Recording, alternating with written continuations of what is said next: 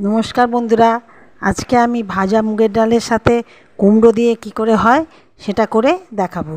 এই যে মুগের ডালে জল ঢেলে দেবো, তারপর মুগের ডালটা সেদ্ধ হয়ে যাবে, তখন আমি কুমড়োগুলো ডুমো ডুমো করে যে কেটে রেখেছিলাম মুগের ডালের মধ্যে দিয়ে দেবো, দিয়ে কাঁচা লঙ্কা দিয়ে দেবো, হলুদ দিয়ে দেবো। তারপর বেশ কিছুক্ষণ রাখার পর দেখব কুমড়োগুলো সেদ্ধ হয়ে গেছে। আমি দেখে নেব খুন্তি দিয়ে, তখন আমি ডালটা নামিয়ে ফেলবো।